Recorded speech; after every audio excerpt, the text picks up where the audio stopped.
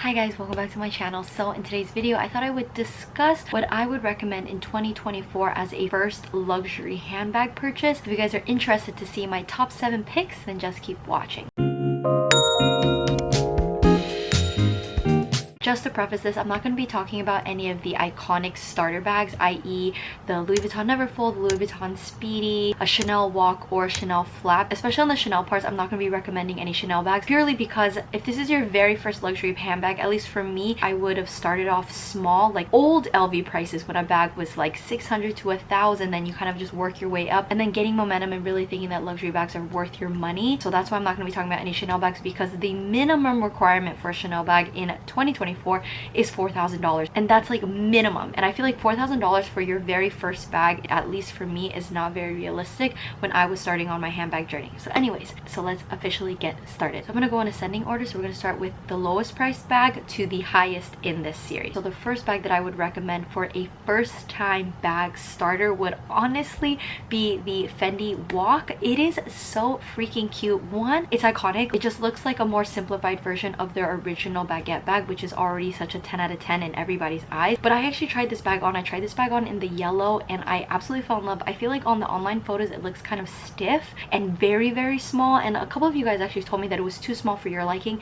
but when I tried it on, it was very reminiscent of the Louis Vuitton Pochette Accessoires, except just not. I like that the Fendi Walk is available in leather and they have their normal FF brown Zucca print. I would lean towards the leather one, and my favorite bit is actually that it comes with not only a leather shoulder strap, but it also comes with a chain strap. It's just, I really recommend trying it on, and the price point, especially in 2024, $1,600 if you round up. I could understand if you're comparing it, like the old Pochette Accessoires used to be like $700 and this Walk is like double that, but you have to take into account this bag is leather, it's Fendi, it's a baguette, and we are in 2024. So 10 out of 10, I would recommend this. I honestly want to buy this, but we shall put that on the back burner for now. The next bag should come at no surprise to anybody, and it is the Celine Ava bag. I will 1000% die on this hill. This is easily, if not my most used bag in my whole entire collection. The bag looks very small, however the width and the depth of this bag, you can fit a full-size water bottle, not like a jumbo water bottle, but just like your standard like Kirkland, you can fit that in this bag. This bag is available obviously in canvas, which is my personal favorite, but if you don't want canvas or if you don't like canvas, they do also have this available in their leather, which is so supple and so soft. I was on the hate train for the Triumph leather shoulder bag for the longest time, and I finally tried it on, and I feel like it's because when you look at online photos, or Lisa trying it on, it looks very stiff, kind of like Prada Cleo level stiff, but then when you try it on, it's so supple. I honestly want to add this in my collection. If I bought this, I would get it in the black with the gold, just to get like classic Celine combo, you know. Usually they come out with like a few seasonal colors. I think they had this like light bronzy seasonal color and maybe like a taupey green toned almond color, but the classic ones are of course the tan and the black, and they do have this available on canvas. The original Ava bag is $1,700, and then the Triumph ones can go up to $2,600,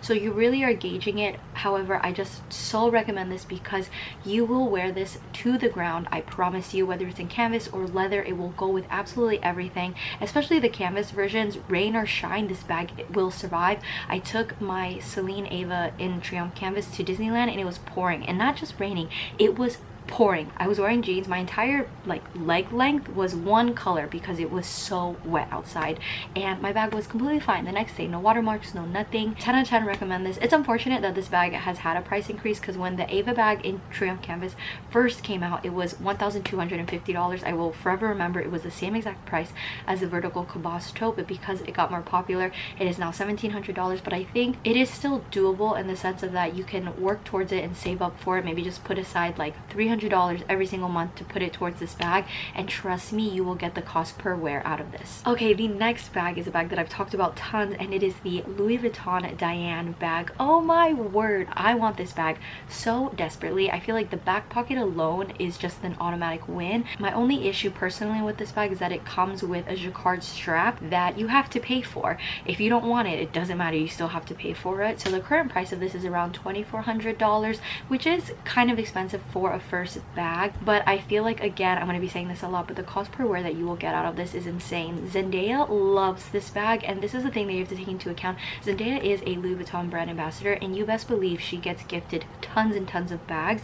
The fact that she has used this Diane bag through and through for the last maybe year and a half, when you know that she has other Louis Vuitton bags that she's using, but she keeps coming back to this, you know, it's like, it's just something that it's kind of like a go-to, a favorite. You know, it won't let you down. The only thing is that I believe the Diane bag is not made with treated vachetta, so you do have to be careful when you're using it. However, other than that, I feel like it's just kind of, it can fit everything. I even tested it. It can fit a regular size water bottle as well. I feel like this would be great as an airport bag, going grocery shopping, which Zendaya does all the time. She used it at a concert. You can bring this to a concert. It's just great. It has a magnetic closure, which is really, really nice, and I just can't say enough good things about this. I eventually do want to add this bag into my collection. I'm just waiting a little bit, but yes. Alrighty, so we're getting a little bit more expensive. The next bag that I would recommend is the Dior mini book tote in the leather, purely because, one, so this bag is around $2,500, round up $2,600. They do have this available in a few colors. Originally, I think they only came out with 2 colors, but now it's getting more popular. I tried this bag on. I think dimensions wise, it's fantastic. It's very comfortable. My favorite bit is that you get a piece of the Canon and you get the little Dior charm as well. So if you don't want to invest fully on a Lady Dior bag, but you still like the Canon and you like the little charms that's very signature Dior, this is kind of a casual take on the Lady Dior bag. Honestly, I thought this bag would be more expensive, but in terms of current day and age and Dior price, I think the price point of this is more reasonable when you look at what Dior prices things at. Like a Lady Dior bag is easily like $6,000, and this is just like a casual, more broken down version of that, much more wearable. Because for me, if I had no luxury bags in my collection, the first luxury bag that I would like to buy has to be practical, like without a doubt. It could be really pretty, but it can't just sit on my shelf. I cannot have a beauty bag be my first bag. I feel like in general, people's first luxury bags are the bags that they wear to the ground, or they need it to give it a little break. That's why they start adding other bags into their collection. I feel like this, you can use it for travel. Like, it gives that little fancy-esque because of the Canon and the charm, so you can take this out to dinner. But I could totally see myself using this in like a regular setting, like walking around Santa Monica, going shopping and stuff like that. But yes. Okay, so now we're getting up in price even more. So the next bag is a Prada bag, and normally I would recommend the Prada 2005 re-editions, but for a first designer bag in 2024, I actually think I would recommend the Prada RK bag. Hopefully I'm saying that correctly. First off, they have this in so many colors. I think easily like over 10 colors, also in suede as well. So you have like different textures, different colors. The thing that won me over on this bag is the fact that the strap is adjustable, so you can wear it as a shoulder bag, a little crook of the arm, and you can even crossbody it depending like the ratio of your torso. But I absolutely love this. Aoi Ihara, my Japanese model icon for life, she won me over with this bag. When it first got launched, I was like, this bag seems very like roundish, but when you see people wear this, it's fantastic. And a lot of my subbies have told me that they own this bag and they love it. It's one of their most used, super easy to use, and the fact that it's all leather, the Prada logo, you still get that traditional like Prada symbol logo, but then at the same time it's kind of discreet. I like especially that the symbol logo is only on one side, it's not on both. I love the hardware with it. It's just, I just really, really enjoy this bag. I feel like you can dress it up, dress it down. It can be super casual, again, grocery store to dinner. So that's like covers all the bases. Cost per wear, check. Okay, so the last two bags are obviously on the more expensive side. So my second to last bag actually has to be the Bottega Veneta Jodie, and hear me out, this bag is very, very expensive. $3,500 for the teen size, around like $4,100 or $4,500 for the bigger size. We're just gonna talk about the teen purely because kind of conceptually the same idea as the Prada RK is that you can wear this casually or you can dress this up. So many people dress up the Bottega Veneta Jodies, but you can actually dress this down too. You can wear just like go to the yoga studio or go to Legree classes and have your Bottega Veneta Jodie. The fact that there is no super loud logos as well, and the fact that this bag is entirely weaved leather, I feel like the only gripe is that you might have to worry about fraying. But the beauty of the Bottega Veneta Jodie, yes, it has the high price point, but Bottega actually has this new system where they have a lifetime warranty. It comes with this cool little gold card, and on top of that too, I mean, this is so small, but you can get it like slightly personalized. You can get like this little gold square on the corner,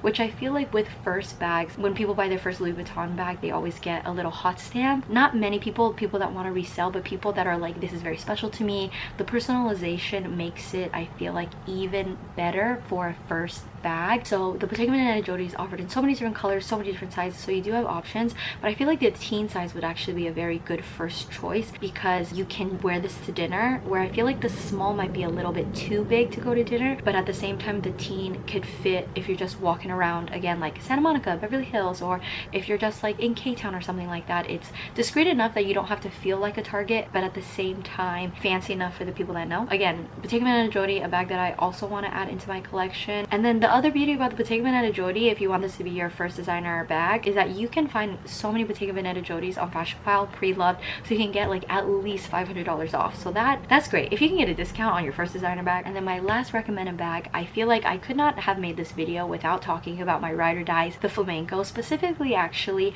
the flamenco purse, purely because one, I do not have the flamenco purse in my collection, but I will definitely add this in my collection one day. I just love the versatility and the softness and the luxuriness of this bag. If you've never tried on any sort of flamenco bag in general, you need to try it on because it is so exceptionally soft. However, the flamenco purses are made with lambskin, so it's a step above, like next level softness. Also, the beauty of the flamenco purse is that it does come with a beaded chain and a leather strap too, so if you want to dress it up and add the chain, or if you want to take that off and just make it more casual, Zendaya has the flamenco purse as well. She has it in black. She uses it to run like grocery errands and stuff, but you can also again dress this up if you have the gold chain. Because it's more popular, they've been coming out with more colors, like so many stunning colors. The other beauty about the flamenco line in general is that you can add additional top handles. So if this was your very first luxury bag purchase and you don't plan on buying another new bag for a while, you can change it up and just like spend maybe a couple $100s and add an additional top handle or additional chain or whatever you would like, and it just instantly makes this bag into a totally different bag. The energy that it brings, I just cannot say enough good things about the flamenco line in general. The only downside I would say about the flamenco bags is that they no longer have the anagram logo on the corner. It does say Loewe, so if you're not into the whole gold font situation, that is the only unfortunate thing. But the beauty though, if you don't like that it says Loewe, you can just flip it over and it only says Loewe on one side, so you're good to go. Again, this bag is kind of like the Bottega Veneta jodie, is that it's discreet enough that like if you're wearing a very loud Louis Vuitton monogram anything, you can kind of feel like a Target depending on the area. But with the Loewe flamenco, same as the jodie, is that it's discreet enough that you're not like automatically a Target, if that makes sense. So 10 out of 10 I would recommend the flamenco. It is a bit expensive, especially with the chain. $36.50, basically $3,700. like that is an investment. I genuinely think it's worth it. And you guys know me, I am a flamenco stan till I die. So if any of you guys own the flamenco purses, please leave it down in the comments below to let people know that you love it and that you totally recommend it as a first luxury handbag as well. Alrighty guys, we've come to the end of today's video. Thank you so much for watching. I hope this was helpful for any of you guys that have not started your luxury handbag collection and you're looking for some suggestions that aren't your typical Louis Vuitton Nano Speedies, which there's nothing wrong with them. You guys know me, I have two of them. I love and adore, but it's just, especially in 2024, when if you want something a little bit different or a little bit more functional. Yes. Also leave down in the comments if you haven't started your luxury handbag journey yet, what your #1 bag is on your radar. I'm sure other people would love to have additional ideas as well. As always, if you guys enjoyed today's video, please don't forget to give this video a thumbs up and remember to subscribe. It'll help support my channel, and I'll see you guys in my next video. Bye guys.